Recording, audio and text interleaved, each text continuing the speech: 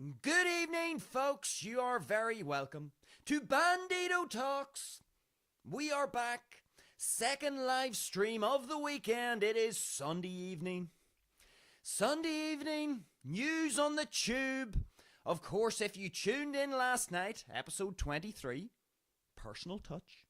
If you tuned in to yesterday evening's live stream, you will of course be aware that the structure of Bandido Talks this weekend, it has adopted a slightly different form. Of course, we should be doing our Sunday special tonight because it is Sunday. But you see, life got in the road of the Bandido on Friday evening. So we didn't have our classic Friday evening stream, our Let's Reflect segment. So what we did was we moved our Friday's Let's Reflect segment to Saturday. And so as a result, we have moved Saturday's News on the Tube segment to Sunday. So here we are. News on the Tube. 7 p.m. here on YouTube. It's going to be a good show tonight. I have that tingly feeling that we're going to get into some interesting things tonight. As I also did say at the end of last night's live stream, we will, of course, be doing our first ever stream on a Monday. Because we aren't going to have our Sunday special, we will have a Monday special. So we're going to have a live stream tomorrow night, Monday special, because we have to do our 3 live shows, folks. We have to do the 3 live shows. We have to be consistent. We can't let down the Bandido Talks audience. Can't be having that. But tonight it's all going to be News on the Tube. And so, what can I say? News on the Tube, we look at these media articles, standard news stories. We try to extract lessons from those news stories and see if we can apply what we learn to our own existence. Of course, last night's episode 23, Personal Touch, I would highly recommend that you check it out. It was a really good show. We talked all about our Tuesday guest episode with Mr. David Feeney from Desi's Casual Clothing. We got into a whole bunch of different bits and pieces. There were plenty of lessons, plenty of interesting things to take away from last night's show. But it's all News on the Tube tonight. And of course, if you do enjoy our News on the Tube segment, well then please be charitable. Well, I don't have to force you to do anything. So you don't have to feel the need to be charitable. But if you feel like throwing a bit of pseudo-esteem towards the Bandido, feel free to give the stream a thumbs up or a like. Of course, if you are joining us live, folks, get into the live chat. We had Pat Mustard last night in the live chat. Only one person in the live chat, but one person is better than no people. And we really appreciated Pat Mustard's contribution. Pat is a long-time viewer of the show, and he appears frequently in our live chat. So if you're like Pat Mustard and you're watching live, then get active in the live chat would be my recommendation. Engage with the show. We really appreciate it. We will, of course, go through all of our live chats at the end of the show. See what you guys are saying. Of course, if you are watching the live stream after the live event, then just get down into the comments section. Let the Bandido know what you thought about the show. And finally, folks, if you find what we do here useful, insightful, valuable in some way, then feel free to subscribe to the channel, because there is always a whole bunch of content coming your direction. You've got your 3 live shows every week, Friday, Saturday and Sunday at 7 p.m. Irish time here on YouTube. You will have a Tuesday upload. That could be a guest episode. It could be a best bits compilation. You always have your YouTube shorts throughout the week. And of course there will be some original music coming from the Bandido in the next few weeks and months. So there are lots of things to keep you entertained and informed here at Bandido Talks. So if you like the sound of that, then feel free to subscribe to the channel. All subscriptions are welcome. Anyway, with all of that out of the road, folks, let us get into tonight's show. It is News on the Tube, of course. What do we do on News on the Tube? As I've already said, we take standard media articles. We go to the Bandido's Google Chrome browser. We see what is polluting the media landscape. I say polluting. That seems very negative, doesn't it? What is occupying the media landscape? Maybe I'm being too harsh to the common media outlets. But we have a look and see what are the stories here on Sunday evening. We get down into the stories and see what lessons we can extract from them. So that's what we're going to do now. The Google Chrome browser is going to be consulted. Let us see what is going to greet the Bandido. The Bandido doesn't know. Now you may be saying, he could be stringing us along. The Bandido could be stringing us all along, and he actually really knows in advance. He's been preparing for 3 hours before tonight's show, and he knows exactly what he's going to talk about. Well, for any of you folks who haven't seen Bandido Talks, if you watch some of the previous episodes, you will realize that the Bandido does not prepare any of these news stories in advance. It's all spontaneous and happening in the moment, because we like a little bit of unpredictability, a little bit of uncertainty in our shows. So let's see. Let's see what we have on our hands. What are we going to be greeted with? Let's have a look and see. What have we got? All right, so we have story number 1 is from The Guardian. This is news item number 1 from The Guardian. Now, The Guardian normally allows me to read their articles without having to subscribe. So let's see if it's going to be the case. It seems like it's going to be good. Okay, so this is The Guardian. Let's read out the headline. Let's read a few paragraphs, get our head around the story, and then let's get into the lessons. All right, so here's the headline from The Guardian. Keir Starmer says, quote, hugely talented Angela Rayner will return to cabinet. I like the sound of this story already. Let's read a little bit more. Prime Minister gives clearest indication yet of comeback, calling former deputy, quote, the best social mobility story the country has seen. Ooh! Keir's getting excited, is he? Let's read a little bit more. Keir Starmer has predicted that Angela Rayner will return to the cabinet, calling his former deputy, who resigned in September after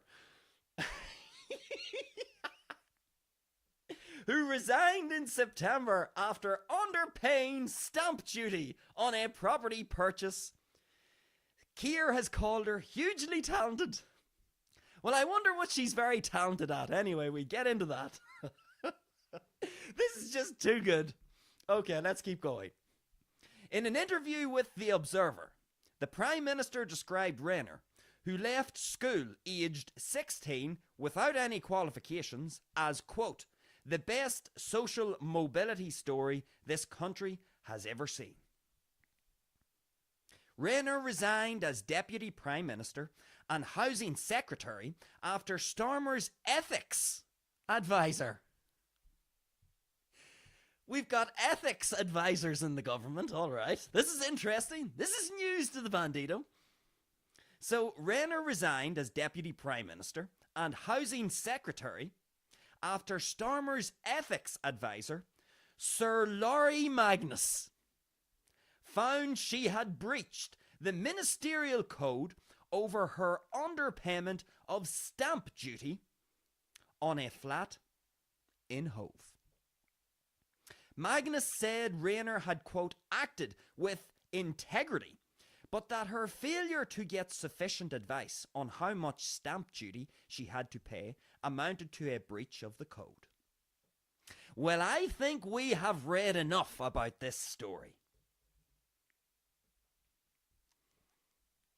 Well, this is going to be an interesting one. I like the sound of this story.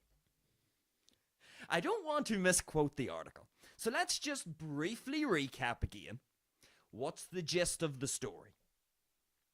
So, Keir Starmer, the Prime Minister of the United Kingdom, he says the hugely talented Angela Rayner will return to the cabinet. Now, Keir says that she is the best social mobility story the country has seen. Whatever the fuck that means. Does anybody know what that means? The former Deputy Prime Minister is the best social mobility story the country has seen. Translation, please. The Bandido does not understand. If you understand what this means, put it in the live chat. I would appreciate translating whatever the fuck Keir is saying, because it's not making much sense to me. But anyway, maybe I'm an imbecile. Maybe I'm slow. And I haven't caught on. Maybe I'm not up to speed. But anyway, old Keir predicts that Angela will return to the cabinet. And for those of you who may not be familiar with who old Angela is, she used to be his former deputy. She resigned in September because she underpaid stamp duty on a property purchase. And so she's had no qualifications. She left school at 16. And as Keir says, she is the best social mobility story this country has ever seen. And she used to be the housing secretary.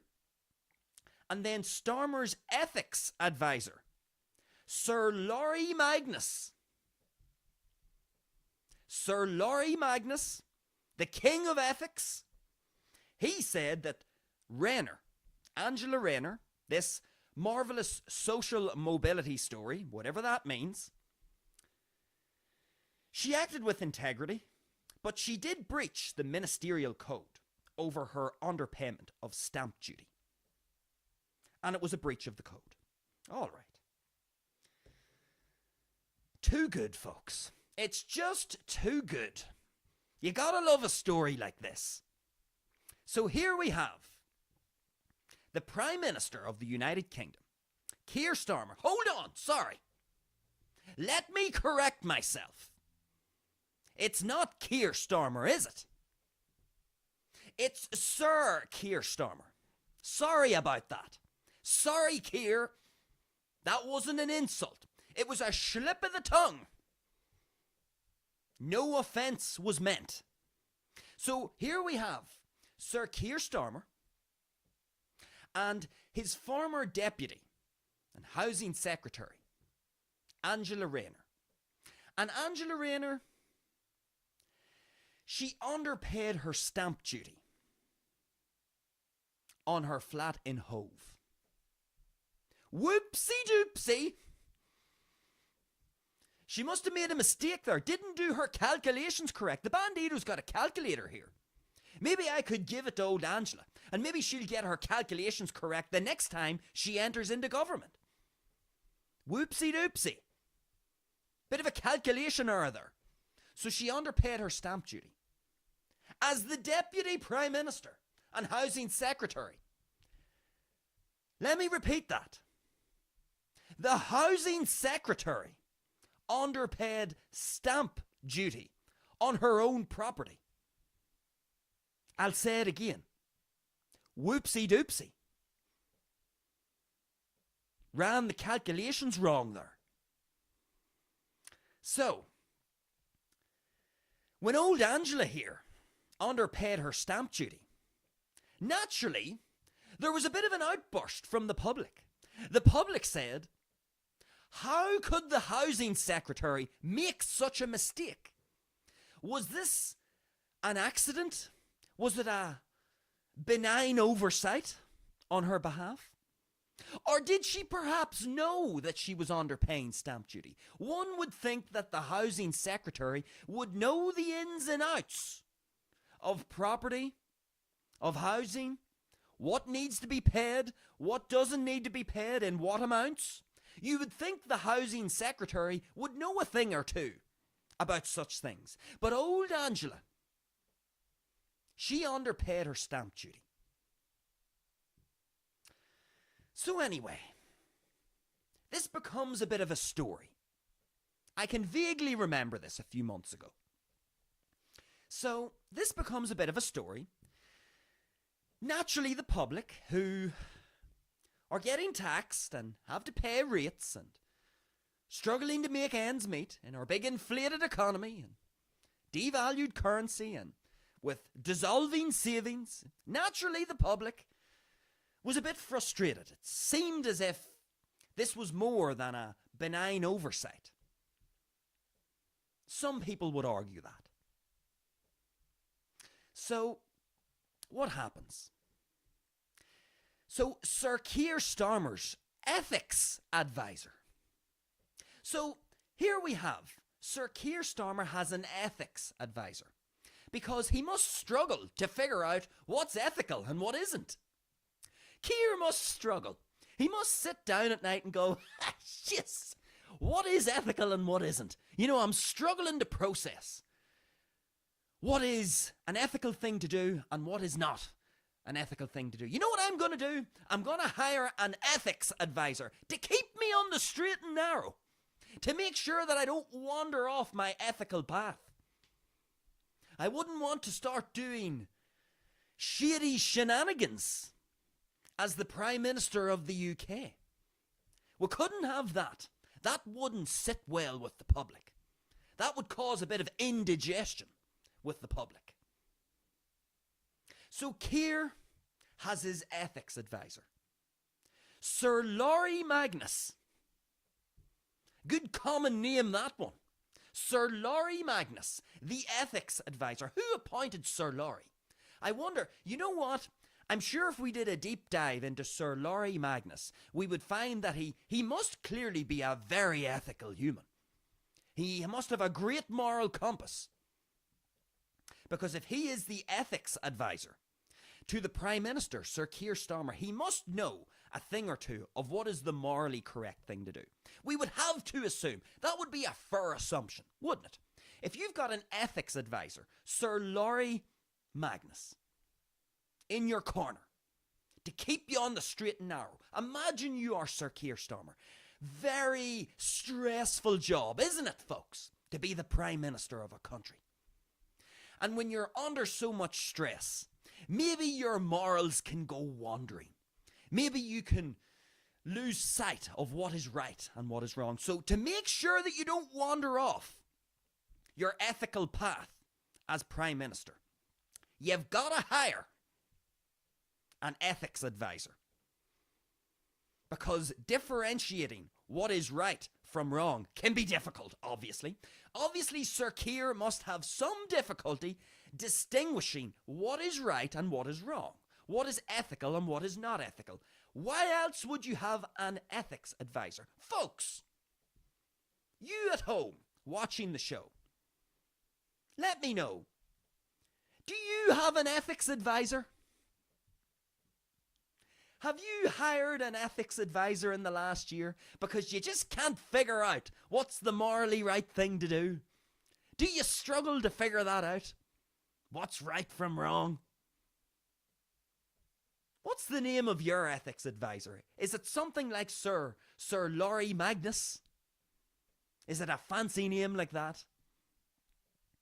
But anyway, so old Keir, Sir Keir, he has his Deputy Prime Minister and Housing Secretary, Angela Rayner, who is underpaying her stamp duty on her flat in Hove. Bit of an oversight, one could say, given that she is the Housing Secretary. And so as a result, in this moment of public outcry, and in this moment of turbulence for Sir Keir, he must start to panic and think, oh Lord, what do I do? What's the right thing to do? What's right and what's wrong? Sir Laurie, where are you? Me ethics advisor, Sir Laurie, you about there? I need some counsel. I need some advice. What's the morally right thing to do in this situation? My deputy and housing secretary has been caught with her knickers down, out in public, And everybody's pointing and going, Angela's knickers are hanging out around by her ankles. And so Sir Keir is saying, what's the right thing to do here? What should I do?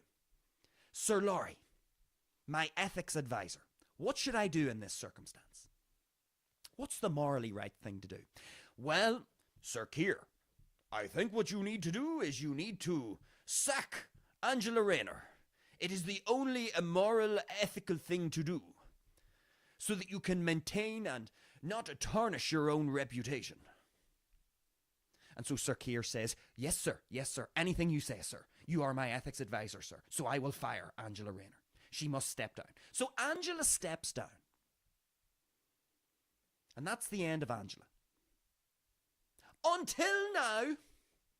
And so, despite breaching the ministerial code, despite being the housing secretary, despite, interestingly, having a little oversight with respect to stamp duty as housing secretary, Sir Keir is now going to predict that Angela is going to make her way back into government again. Isn't it amazing what a little bit of time does? Time really is a great healer, isn't it? So only a few months ago, there's this big scandal. Sir Keir's ethics advisor says, look, Sir Keir, old Angela here, she breached the ministerial code. She's gonna have to step down. And so down she steps. And then fast forward a few months. And what was it that Sir Keir said? Let's read it out in all its brilliance, with all its bells and whistles.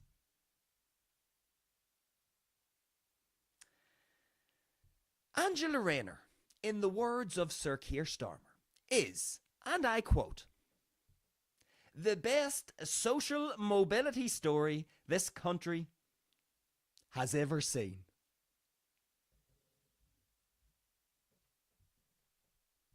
So here we have Angela Rayner underpaying her stamp duty. She has to step down because there's a public outcry. What are the public saying? Well, they are probably saying something along the lines of double standards. Here we are slogging away, paying this and paying that, tax here and rates there. And yet we have Angela Rayner, and she is able to avoid a certain payment on her property. Whoopsie doopsie. Angela didn't get her calculations correct. So she gets the boot. The heave-ho. And so, a few months later, despite the scandal, Sir Keir is predicting that she's going to march back into government once again. Well, isn't that interesting? We are going to have to assume that Sir Laurie Magnus, the ethics advisor of Sir Keir Starmer, he must have had a change of mind in the last few months. He must have reviewed the case and said, hold on, Sir Keir. Maybe I got it wrong.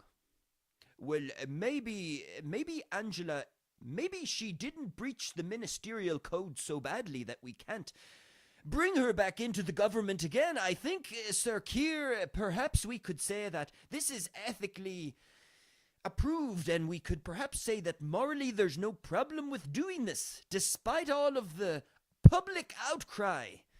And despite the fact that we, in the most recent budget, we have just raised taxes once again, well, I don't think the public will mind if we bring back in someone who breached the ministerial code, and in light of the tax rise and some of the other things that we are doing in the government, I don't think the people will mind, will they, Sir Keir? I think it's morally correct. I think you are on the correct ethical path. Speculation. Maybe that's what Sir Laurie Magnus is thinking now. Maybe it wasn't ethically wrong. what Angela Rayner did a few months ago. Maybe he's changed his mind. And maybe Keir's going, oh, really? Really, is that correct? Sorry. Really, is that correct? Well, that is great news, Sir Laurie. I will hire the best social mobility case that we have ever seen in this country.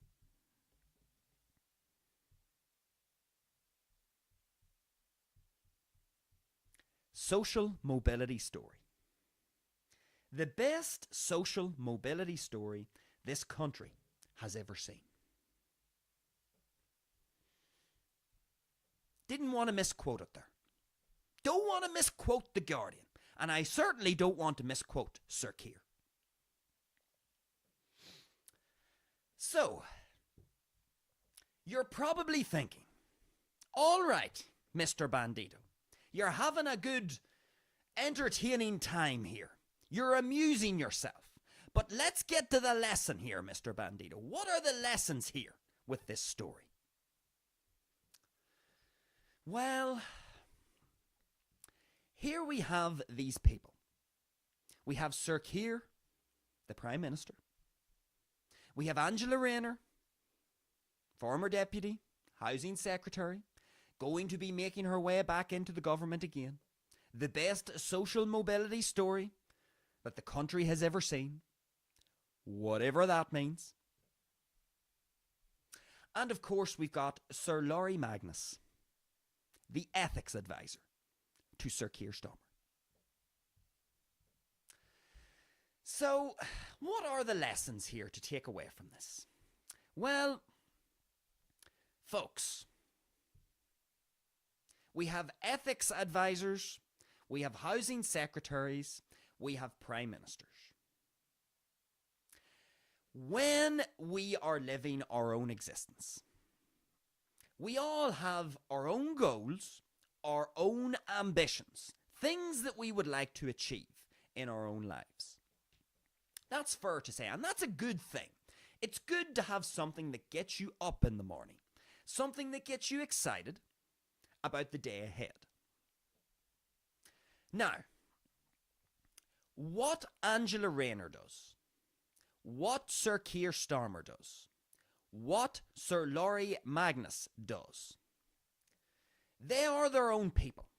Yes, they are in the government, and there is a temptation to think that when we see a story like this, that we have to get extremely angry and annoyed.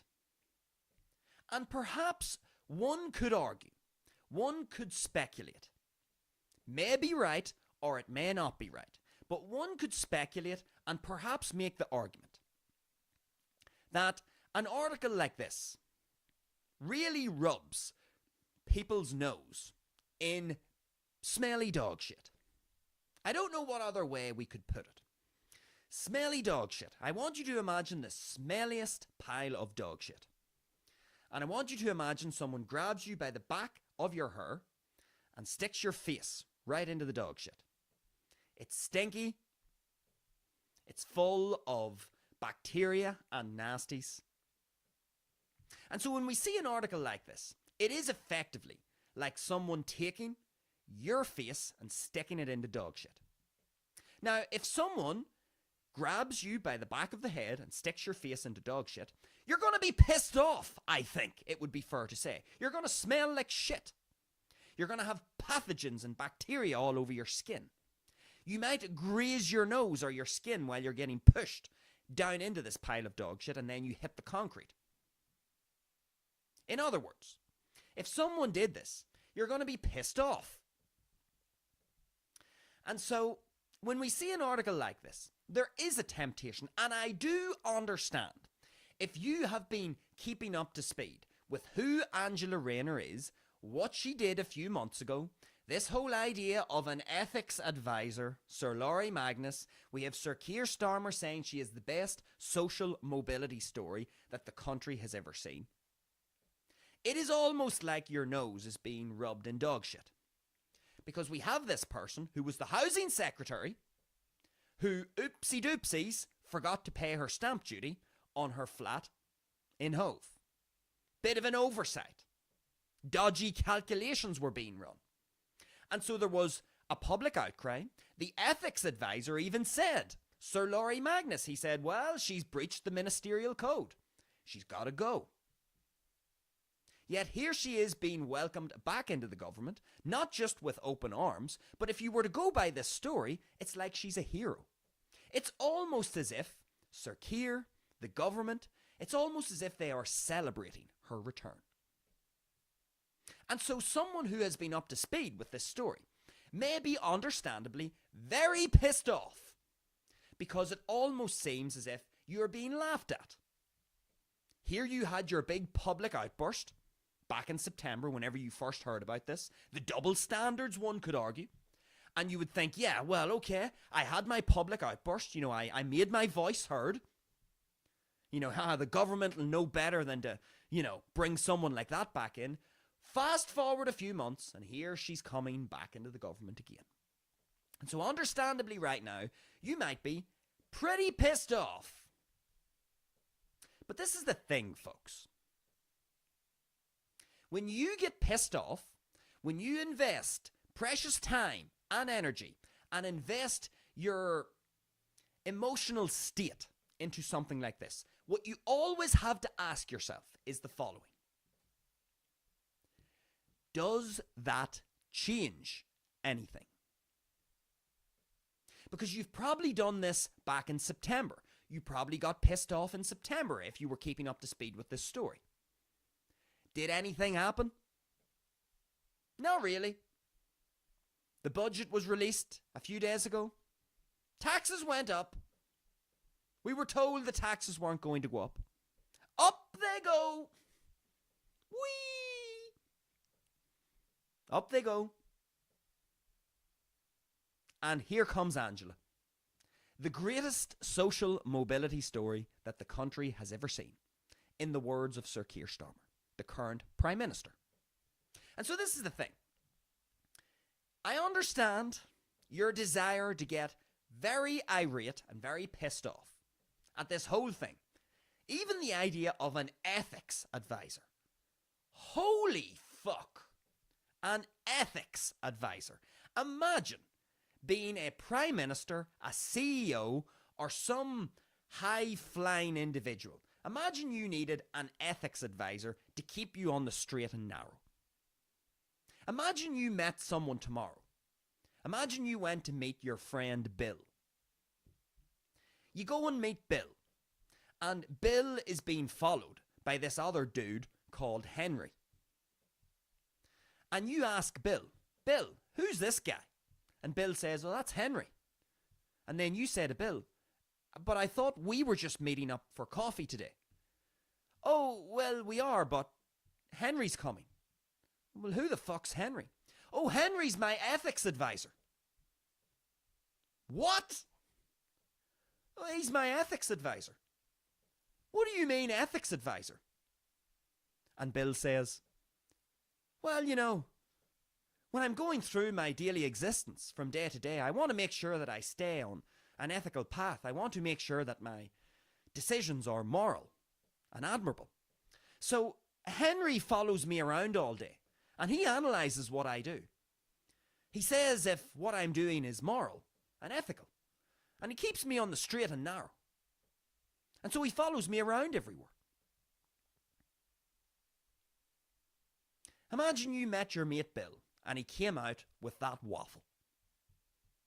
You'd probably say, all right, Bill, termination of friendship. You and Henry can go get a room and close the curtains and get up to whatever you want to get up to. But I don't want Henry, your ethics advisor, sitting in on our discussion, analysing everything you are saying and everything I am saying.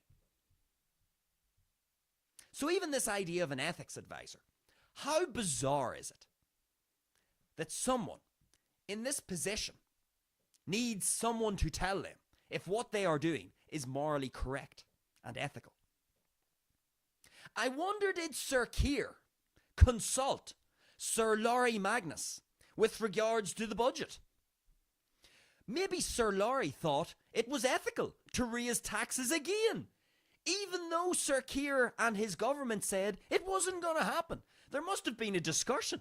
Clearly, Sir Laurie Magnus must have said, well, you know what? You know what, Sir Keir, you can actually raise taxes and, that's ethical to do that. It's ethical to take more of people's money. And it's ethical to continue to inflate the currency and create greater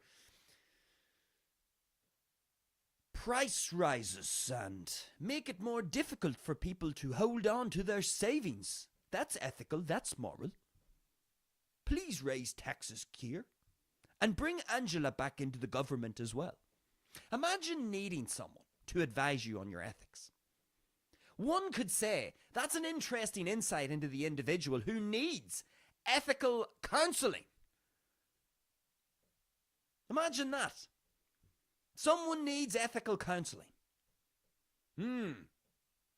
I'll be meeting up for coffee with that individual because I'm sure if they need to be told what's ethical and what's moral, I'm sure that's someone I'll want to meet up with.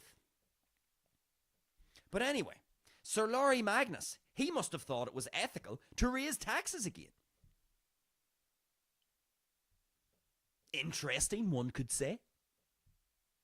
But anyway, all of this stuff, one could argue that the response that you generate, the response of anger and irritation, and this feeling of a double standard, this feeling like you're not being listened to, it's as if it doesn't matter. Well, you know what, folks? That would be correct. It doesn't matter how happy you are, how sad you are, how pissed off you are about any of this. It doesn't matter. Because what's going to happen is going to happen. You need to ask yourself, does me devoting time to this in the form of me getting pissed off, does it do anything to change what's going to happen? And even if Angela Rayner does not go into the government, will I be able to prevent someone who is her carbon copy just marching in her place? And if you start to answer these questions and say, well, no, it doesn't matter if I get sad, happy, or pissed off. It doesn't really matter. It's not going to affect anything. Then you have to ask yourself, why are you doing that? We talked about this with respect to the war in Ukraine and Russia, to the war in Israel and Palestine, or between Israel and Palestine. You have to ask yourself, what value is it to me getting pissed off and angry about this? Because if there is no value to you, you have to look at it selfishly. If there is value in you getting pissed off, some tangible benefit, then fine. Get pissed off, get outraged, because you're going to gain in some significant way. That's fine. But I think I could make the argument that for most people, getting angry, getting pissed off at essentially getting your nose rubbed in dog shit, if it's not going to do anything, then why are you doing that? Why devote that time? Why get distracted by this? Really, when you could be using that precious time and energy somewhere else in your life, doing something more productive. Because if there isn't any value in you getting pissed off and angry about this, or even happy or elated about this, it could work either way. I'm saying angry and pissed off because when this story back in September did break, there were a lot of people who were pissed off that the Housing Secretary and Deputy Prime Minister could overlook something like this, giving her prominent position within the government. And yet, despite this happening, it looks like she's going to be welcomed back into the government with open arms. The greatest social mobility story the country has seen. She left school at 16. No qualifications. Let's celebrate this individual, despite her breach of the ministerial code, according to the ethics advisor, Sir Laurie Magnus. So you're going to see all this. You see all this. And a lot of people will feel pissed off.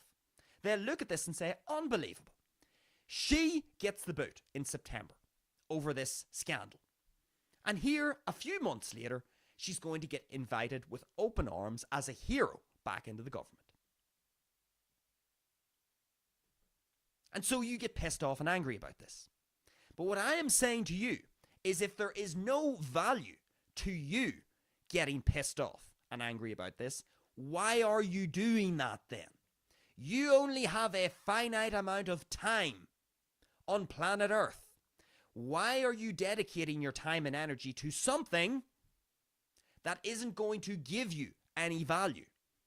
You don't gain in any way by getting pissed off at this. So why are you doing it? That is the question you must ask yourself. And that is the lesson from this story. You have to ask yourself, why?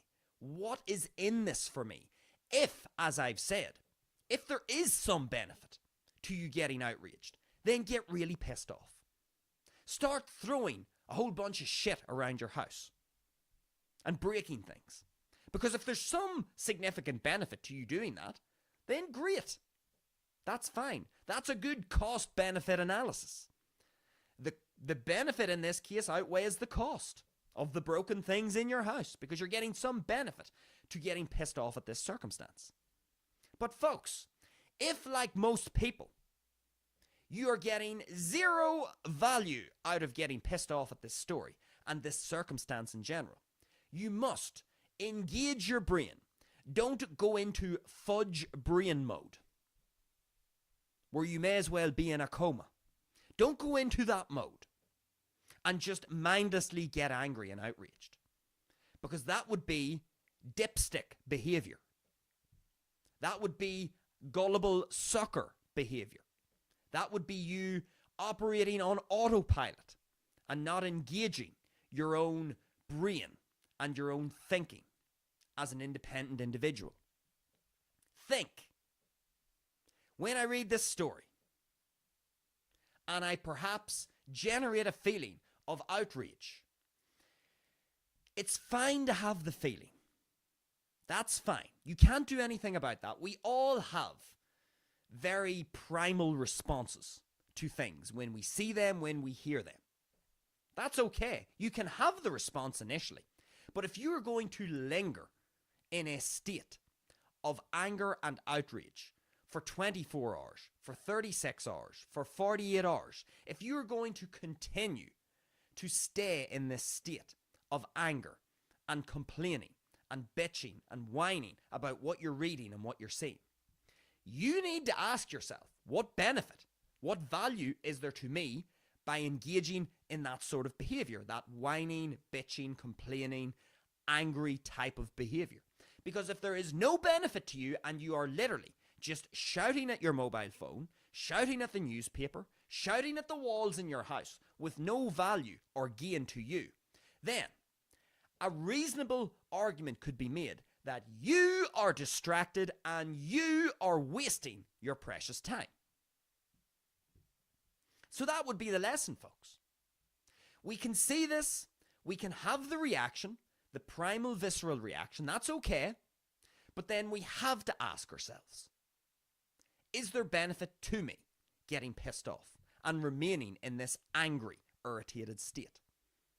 And if there isn't, and if you realize, because this should give you, if you are one of those people who was angry back in September, and you're even angrier now when you read this or listen to this, if you are one of those people, then this should be very clear evidence that what you think doesn't matter a fiddler's. It does not matter. Because if you were one of those people who voiced your opinion and got very angry about this back in September, and here we are a few months later, and the very person who you were angry at is now going to be potentially welcomed back into government, does that not tell you that the first time you got pissed off or outraged was a waste of time, because ultimately it has led to nothing? This person probably had a 4-month holiday while you were slogging your rear off for the last 4 months, trying to get together some moolah and trying to make ends meet. This person was probably off on a 4-month holiday, living the high life, speculation, on a holiday, living the high life. And now that her holiday has came to a conclusion, she's ready to do a bit of work again. And Sir Keir is right there, ready to welcome her with open arms. And Sir Keir's ethics advisor, Sir Laurie Magnus, has once again adjusted his ethical position so that Angela can be welcomed back into the government once again. And so this is the thing. This should give you evidence. This should tell you that if you were one of those people who were pissed off back in September, what did that get you? Nothing. So you need to ask yourself, why would I get pissed off again? Because if nothing happened the first time, why would anything happen the second time? Or the third time? Or the fourth time? And so as a result, if there is no value to be gained out of getting pissed off or outraged at a story like this, the lesson would be, please divert your time and attention to other things in your existence that are actually more productive and mean something to you and will actually be useful to other people around you or in your community. Use your energy and time that way. Use your energy and time so that you're doing things that are useful to you and useful to other people. Because that is, folks, what gives us purpose. That is what purpose is. Doing things that are useful to us and that provide value to other people. You getting angry and pissed off about this is providing value for nobody. You are not providing value to yourself. You are not providing value to other people. And all you are doing is you are persisting in this state of anger and whinging and complaining. And it gets you nowhere. You just stay stagnant. And as the taxes go up and the economy becomes more inflated and things get more difficult from an economic standpoint, you lose out because you are distracted by this. And when you are distracted by this, you are not focusing on what you can do for yourself and on what you can do for other people. And so you live in this bizarre state where you are unproductive and where you are unhelpful to yourself and others. So anyway, that would be the lesson. We can get pissed off. We can actually have a laugh about it. Like we're doing now. Bit of a laugh about it. Entertaining ourselves. But underneath the entertainment and the laughter, the anger, the happiness, maybe people are happy to see Angela back in the government. Whatever your stance is, underneath all of that, whether you're happy, sad, angry, or simply entertaining yourself, whatever it is, underneath it all, you have to ask yourself, where's the benefit in this to me? If there is benefit to you and you can get value out of being sad, angry, happy, or entertained, then great. Please continue. Because that's a good deal.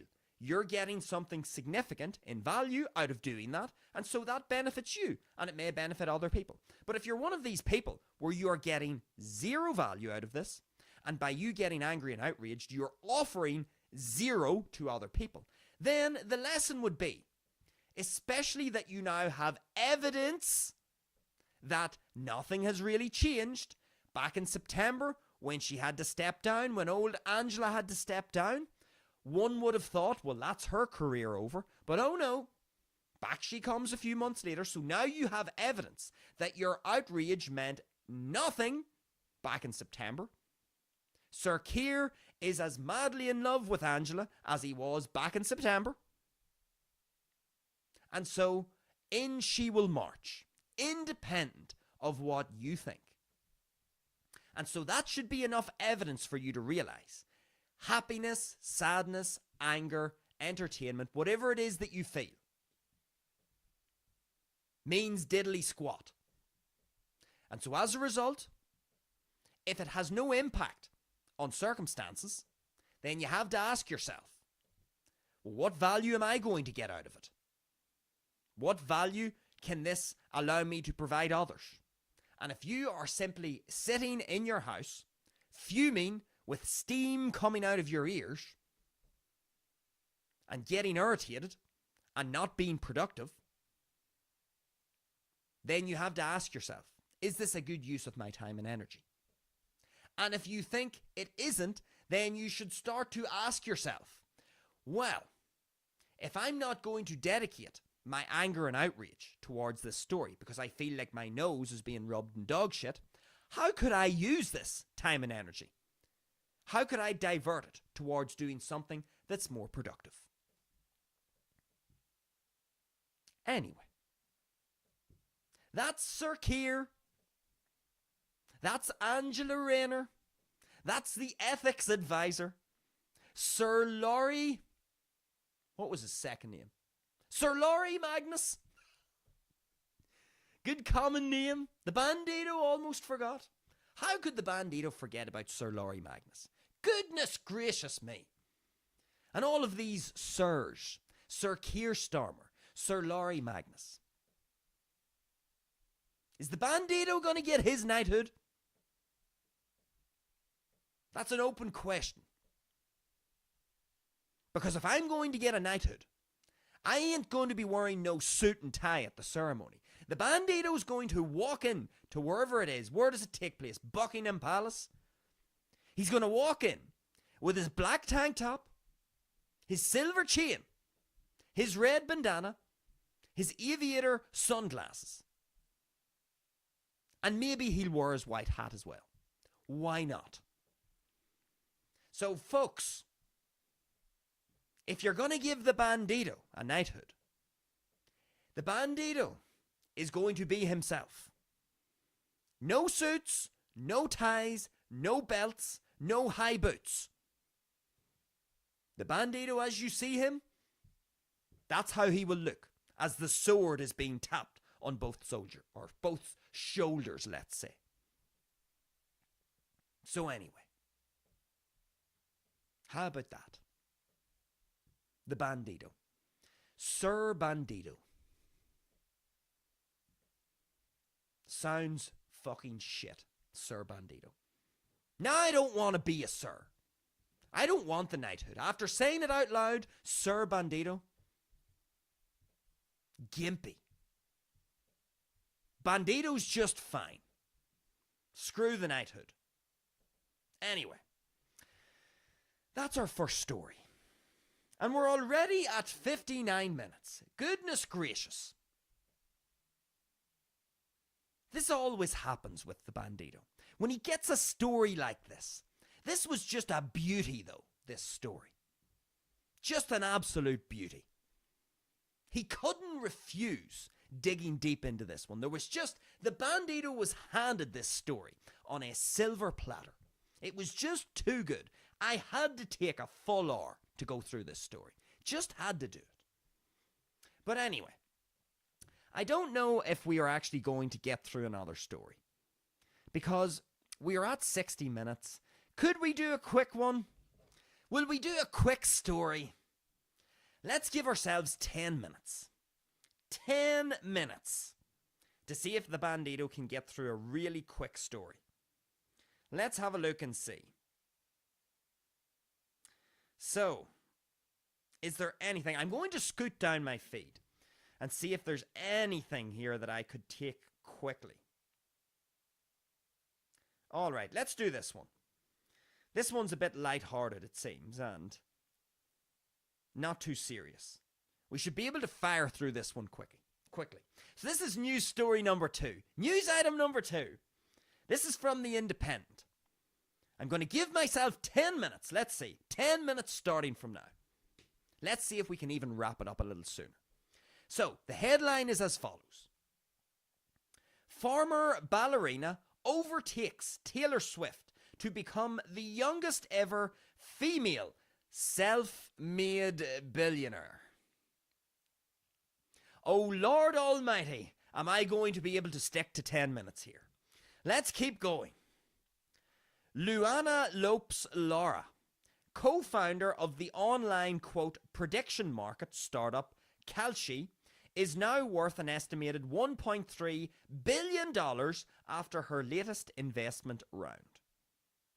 Let's read a couple of paragraphs. Let's see. The 29-year-old founder of an online betting platform that correctly predicted Donald Trump's election victory last year is now the world's youngest ever self-made female billionaire. Luana Lopes Lara. Luana Lopes Lara, a former ballerina and hedge fund intern from Brazil, reportedly surpassed the milestone on Tuesday after her fast-growing, quote, prediction market firm Kalshi was valued by investors at roughly $11 billion. All right, you know what? This is actually going to be quick. You could hear me even when I was reading out the headline. Let's read it out again. Former ballerina overtakes Taylor Swift to become the youngest ever female self-made billionaire. Her estimated net worth is $1.3 billion. She's the co-founder of the online prediction market startup Kalshi.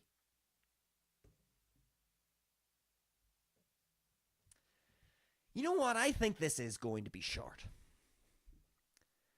The youngest ever, 29 years of age, a former ballerina.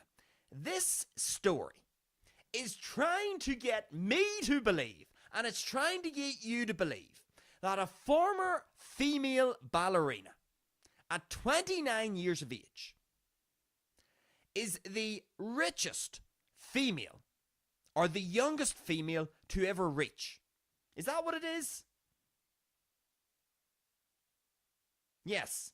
So it's saying here that this ballerina overtakes Taylor Swift to become the youngest ever self-made billionaire.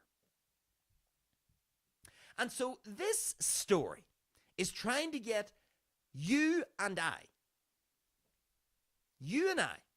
this story is trying to get all of us to believe that this former ballerina is a self-made billionaire.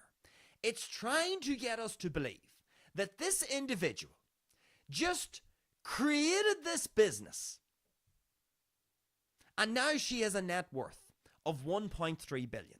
The story is really trying to convince us that she's not just a billionaire, but she's a self-made billionaire.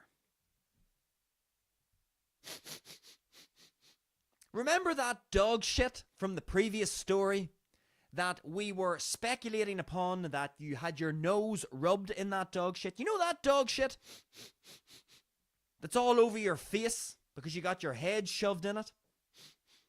I smell dog shit. Is there dog shit in the Bandido's studio? Because there's a strong smell of it. And as soon as I read the headline of this article, a big waft of this dog shit came into the studio. And it was very off-putting. I was trying to read the article and stay focused. And I was struggling to stay focused. Because as soon as I read, former ballerina, $1.3 billion net worth, former ballerina becomes the youngest ever self-made billionaire, overtaking none other than Taylor Swift. When I read that headline, before I even read any more, I don't need to read anymore because I smell dog shit. There is not for 1 second I do not believe for 1 second that this individual, this 29-year-old gal, is a self-made billionaire. Not for 1 second do I believe that. With her start-up. Do we really believe that this individual, at 29 years of age, has created from scratch a business that allows her to have a net worth of $1.3 billion? Now, some people are going to say, you're jealous. Because you don't have $1.3 billion, you're just envious of this young lady. Well, the first thing I would say to that is, how do you know I don't have $1.3 billion? Well, you might say, well, look at the state of your setup. Look at your studio. Look at your video camera. The quality isn't that good. Theatricality is a powerful agent to the uninitiated. Theatricality and deception are powerful agents to the uninitiated. Maybe I'm employing some degree of theatricality.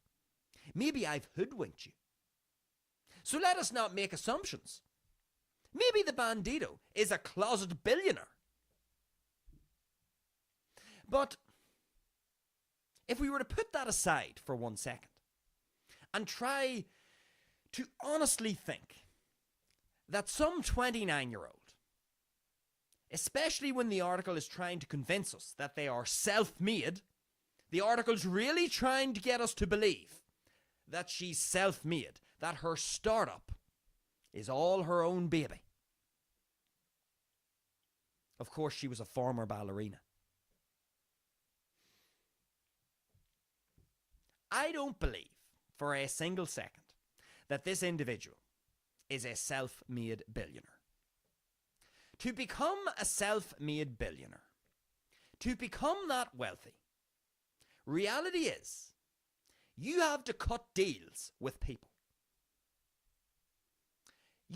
We could argue, let's say we were to do a little bit of digging into our former ballerina. Does she have donors? Does she have people supporting her startup who provide some moolah to make sure that things get off the ground? To make sure that everything's running smoothly? Are there certain individuals who are donating large amounts of money towards our billionaire ballerina? Oh no, she's self-made. No, she doesn't get any donations. She's just so magnificent that she is a self-made billionaire. No donations, no assistance, just self-made. Exactly like Taylor Swift. Taylor Swift is just such a magnificent songwriter. Her songs are just so brilliant. Incredible melodies. Brilliant compositions. She's a masterful songwriter. The greatest there's ever been.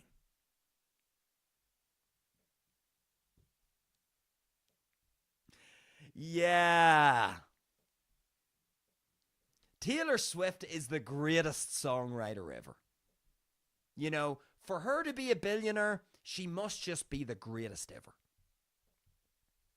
Because the quality of her music is just so incredible. Isn't it, folks?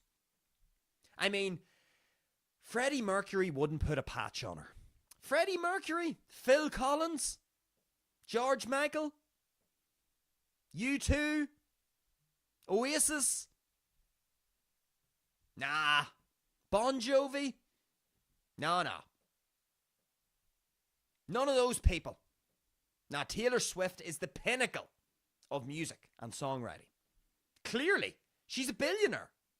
Taylor Swift is a billionaire. She's just been overtaken by this other billionaire, ballerina.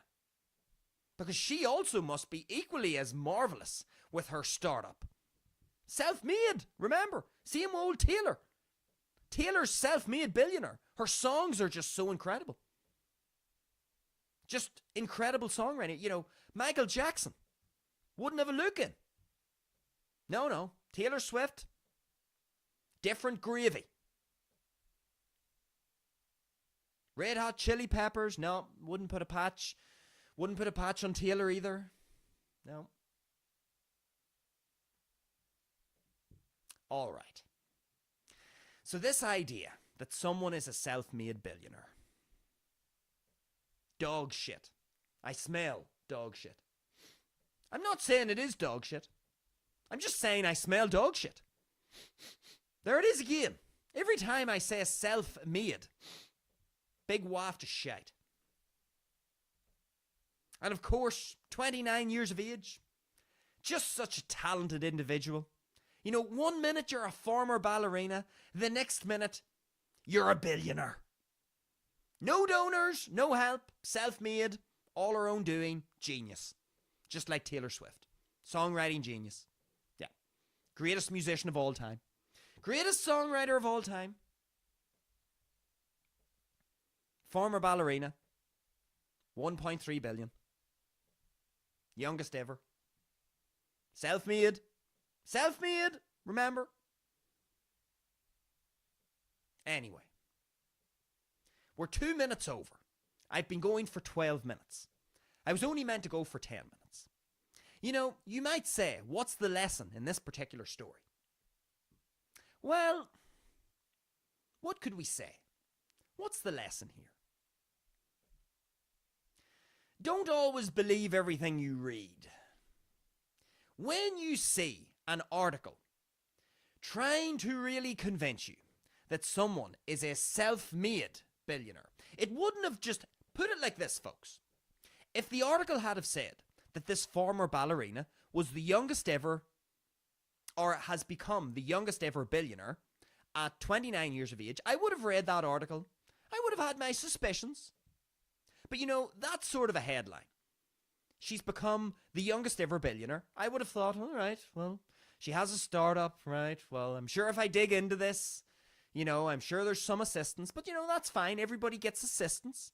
You know, people cut deals with other people. People get assistance from donors. Money can flood in. If you act as the mouthpiece for an organization, you will, and if you're pretty and you're attractive. You know, let's have a look and see. Luana Lopes Lara. I want to have a look and see what she looks like. Let's have a look. Luana Lopes Lara. Let's have a look. Let's see what she looks like. Images. Yeah. I mean, she's relatively attractive. She's in shape. I would have to admit, folks, now that I have seen who Luana Lara Lopes is, or Luana Lopes Lara, whatever it is, she actually looks very like Taylor Swift. Ironically enough. Looks very like Taylor Swift. And so anyway, I'm getting a little sidetracked. The lessons. What are the lessons?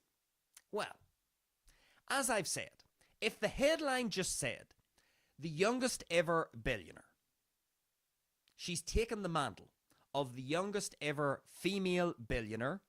She's wrestled this away from Taylor Swift. If it had have just been worded like that, I would have seen it. And as I've said, I would have had my doubts about, okay, she's in this position. Why is she in this position? What does she say? What are her opinions on certain topics? Does she get rewarded for having certain opinions? And so as a result, because she's a good little girl and she obeys her paymasters, she gets put into this position. You know, you could maybe go down that very cynical line of thinking. You could also say, no, she's a magnificently talented individual and she is in this position because of her talent and her talent alone.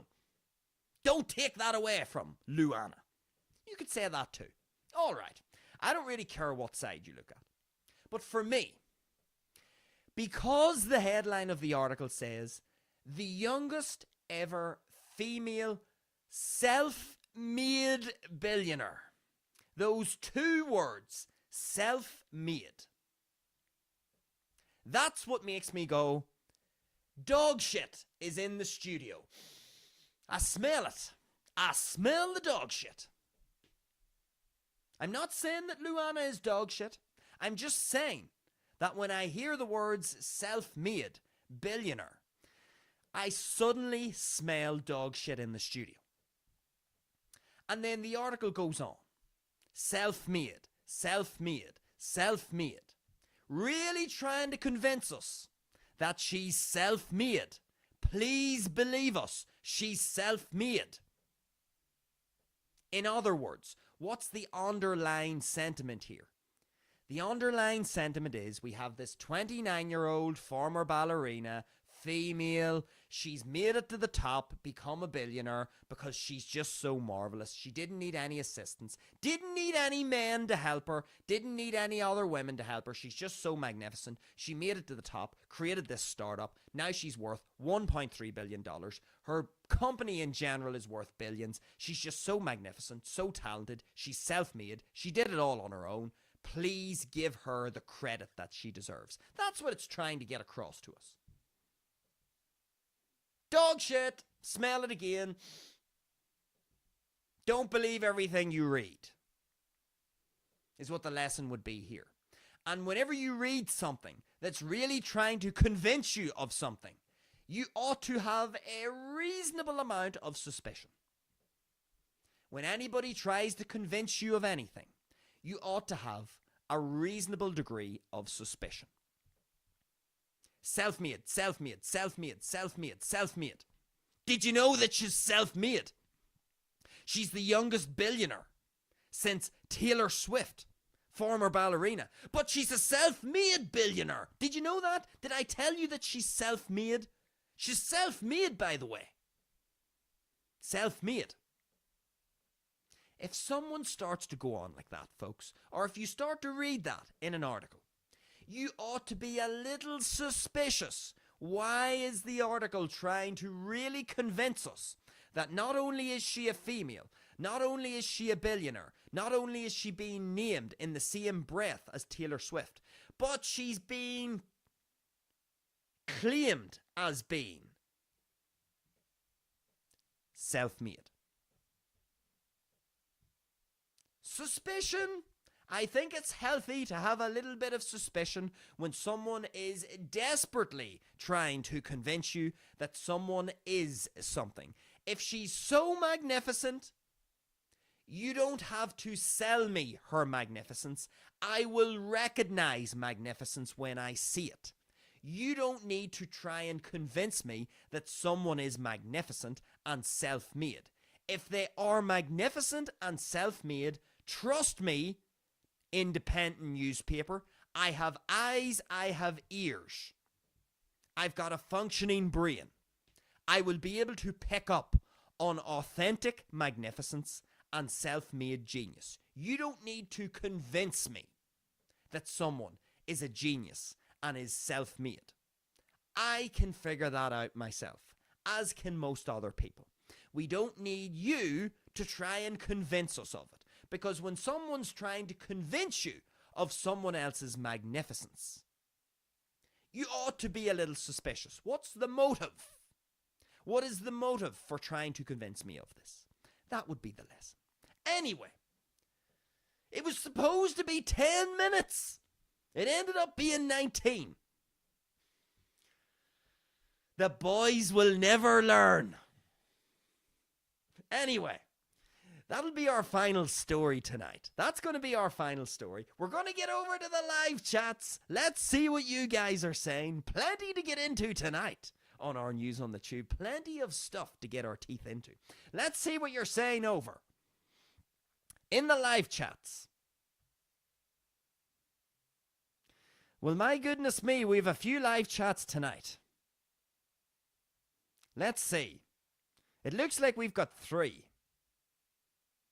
And trust me, folks, for Bandido Talks, 3 live chats is a lot. So let's see who we have in our live chat tonight. Let's start at the bottom. We've got Quizzed22. Quizzed is back in the live chat. been a loyal subscriber, a loyal follower of the show. Quizzed is back tonight. Let's see what Quizzed has to say. Quizzed says the following. As a new billionaire, she's got to watch out for Billie Eilish now. Crying smiley face emoji. Well, Quizzed, of course, because he is a follower of the show, Quizzed is familiar that Billie Eilish has appeared on Bandido Talks a number of times, talking a whole bunch of shit about people who don't donate all of their money to charitable foundations and humanitarian efforts. And so what Quizzed is saying is, as a new billionaire, perhaps Luana, the former ballerina, who is now the youngest ever self-made billionaire. Remember, she's self-made. Quizzed is saying that now that she's a billionaire, she's got to watch out for Billie Eilish now. And I think Quizzed has a point indeed. I wonder, will Billie Eilish be as quick to criticise old Luana, the former ballerina? Now, Luana, I hope you're going to donate plenty of that money to humanitarian efforts like climate change and to world hunger and to saving the species. Remember, that's how you should be using your money, Luana. So I do sincerely hope that you're not a selfish git like the Bandido. Because if the Bandido had $1.3 billion worth of a net, well, let's just say, if his net worth was $1.3 billion, the Bandido would not be too interested in humanitarian efforts. He'd be thinking, how can I enrich my own existence? Because he's a selfish git. And how can he help the people that he really cares about? So, Luana, I think Quizzed is actually saying something very important. You ought to be listening. Billie Eilish is going to be hot on your rear. Well, we would like to think that Billie Eilish, if she's being consistent, because of course Billie Eilish had some unfavourable things to say about Elon Musk and all the other billionaires. So here we have Luana. Billie, if you're watching, I'm going to expect you to be consistent. And I'm expecting to hear you in the news talking about Luana. Luana should be donating some of those millions to humanitarian efforts, to climate change, world hunger, saving the species. So I think Quizzed makes a very good point. I do think that Luana, now being the youngest billionaire in the world, taking Taylor Swift's spot. Taylor Swift, the greatest singer-songwriter of all time. Just a marvellous songwriter. A self-made billionaire as well. Taylor Swift didn't get any assistance to get to the top of the music world. No, it was just the quality of her songs and that alone. It had nothing to do with anything else. She's just a marvellous songwriter. And she's such a marvellous singer, Taylor Swift, that if you watch Wings of Pegasus is a YouTube channel. It's a music YouTube channel. And what Wings of Pegasus does, Phil from Wings of Pegasus, what he does is he takes a look at some of the biggest singers and musicians on the planet, and he likes to see, using his pitch monitoring software, he likes to see if these singers are actually singing live and that they aren't miming or using pitch correction or using auto-tune. And guess what? Wings of Pegasus did multiple analysis videos on Taylor Swift. Remember her big Eras tour that raked in the billions? Remember that one? Well, it turns out that according to the analysis of Phil from Wings of Pegasus, not only does Taylor Swift use an enormous amount of pitch correction and auto-tune when she sings live, but she also mimes to a backing track. She's not even singing. She's miming throughout parts of the concert. And here you are, like a dipstick, paying hundreds of pounds or dollars for a ticket to go and see Taylor Swift shake her hole and mime into a microphone. And when she does actually sing, she is so heavily auto-tuned, so heavily pitch corrected, that it's not even her authentic human voice. This is the greatest singer-songwriter of all time, billionaire. Go check out Phil from Wings of Pegasus if you want to find out more about what I'm saying. But anyway, again, the Bandido gets sidetracked. But I think Quaized is correct. Billie Eilish should be consistent. And Billie Eilish should be getting on to Luana's case and saying, Luana, you should start donating that money. I completely agree, Quaized. All right. So, let's have a look at our next live chat. Getting very excited here.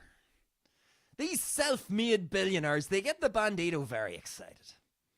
Now, who do we have next? The Flying Dutchman. Well, goodness gracious, the Flying Dutchman is back. Let's see what the Flying Dutchman has to say. My sunglasses are almost falling off my face. I'm getting that excited. The Flying Dutchman says the following.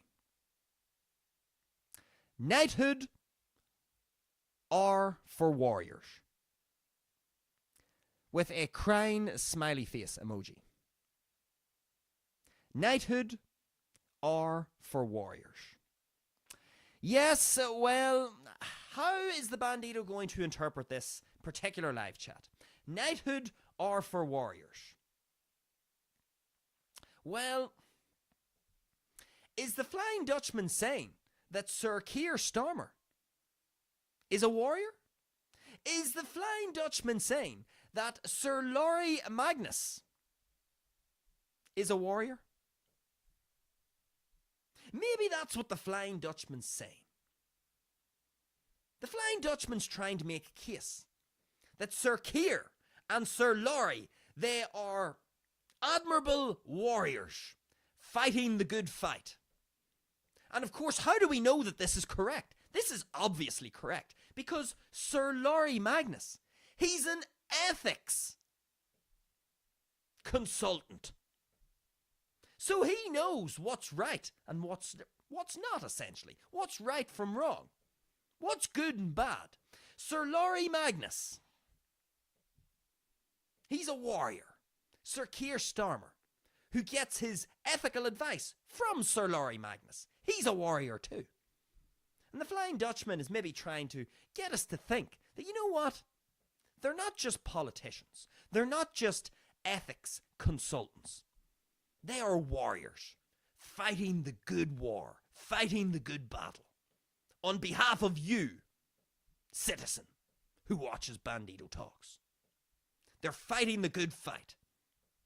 They are warriors. Is there a little bit of sarcasm in the Flying Dutchman's comment? Is there a little bit of sarcasm? Maybe there isn't. Maybe the crying smiley face emoji, maybe that was an accident. Maybe he hit an incorrect button on his phone. Maybe this was a really serious comment. There is no sarcasm. But because there is a crying smiley face emoji, we're going to have to at least throw out the possibility that there may be a little bit of sarcasm in there. Or maybe there isn't.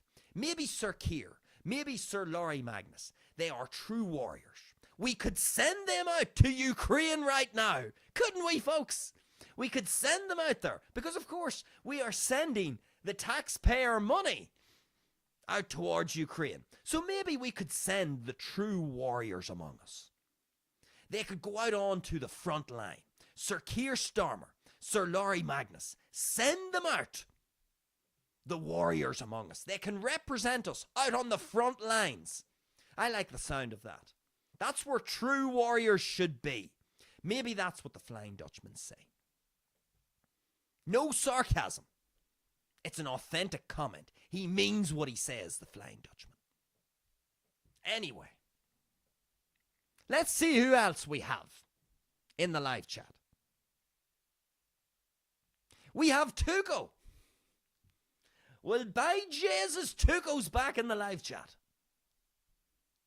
He's back again. Let's see what Tuco has to say. He says the following. Maybe King Charlie will bring back Andy.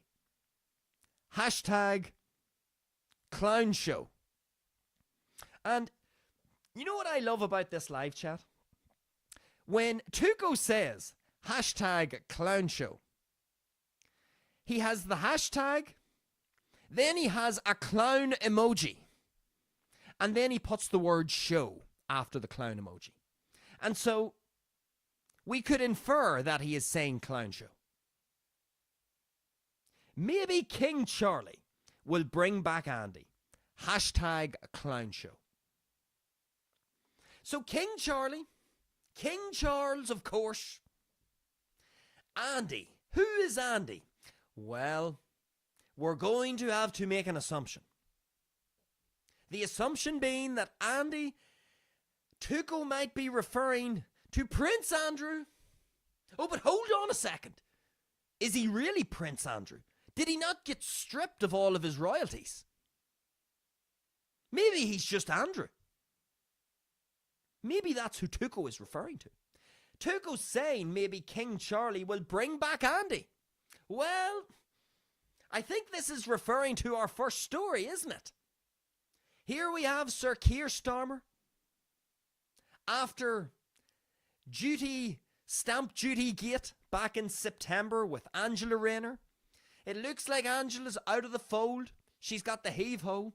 But oh no, a few months later, she's back in again. She's back in again. And so Keir is welcoming her back into the fold. And maybe King Charlie will bring back Andy too. Maybe King Charlie will have a look at this. King Charles, the King of England. Maybe King Charles will see the charity that Sir Keir Starmer is extending towards Angela Rayner. Despite breaching ministerial protocol, Keir Starmer is inviting Angela Rayner back into the government with open arms. The greatest social mobility story the country has seen. She's a hero in the eyes of Sir Keir. And so maybe King Charles is watching this. And King Charles is thinking, you know what?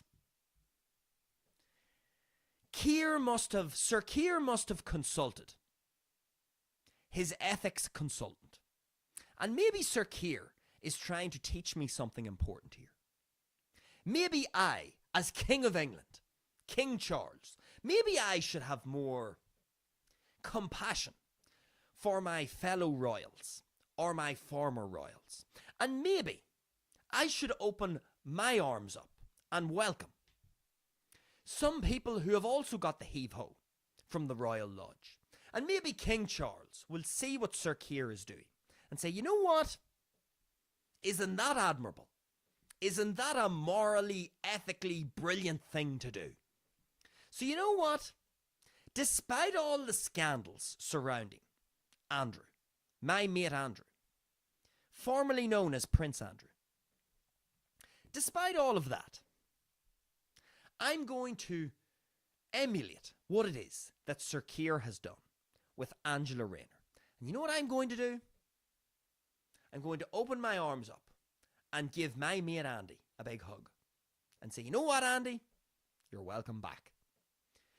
Andrew, Prince Andrew, sir, you are the greatest social mobility story that the country has seen since Angela Rayner. And so maybe what Tuco is saying is correct. Maybe King Charlie will bring Andy back. Maybe he'll see the charity that Sir Keir Starmer is extending in the direction of Angela Rayner.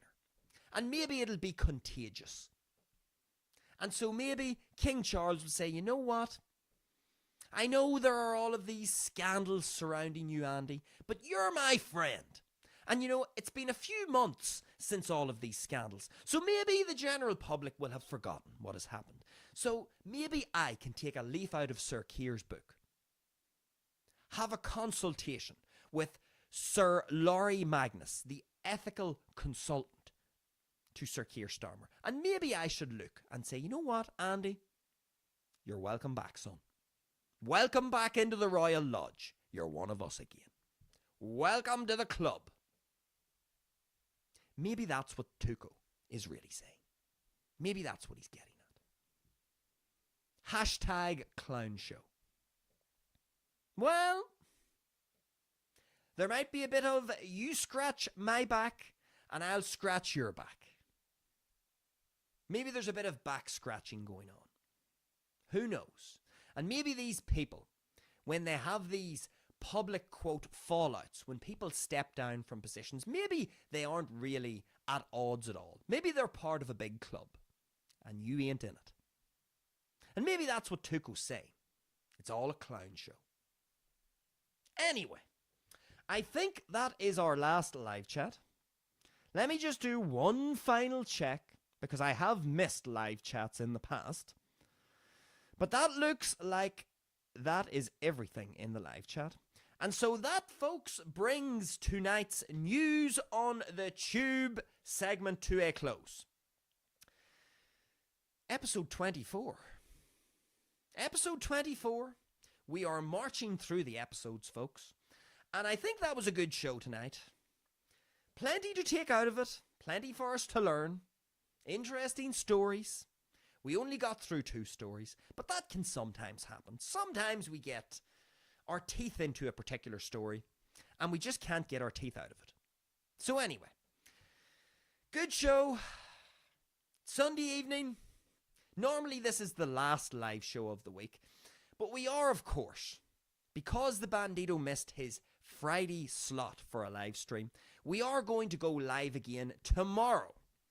For a Monday special, we're going to take the most topical news story, the most clicked, the most viewed news story, or at least one of the most viewed news stories, the most talked about news stories, and we're going to specifically focus on that news story tomorrow night. That will be our Monday special. We'll take one news story and dive deep into that one news story. See what lessons we can extract.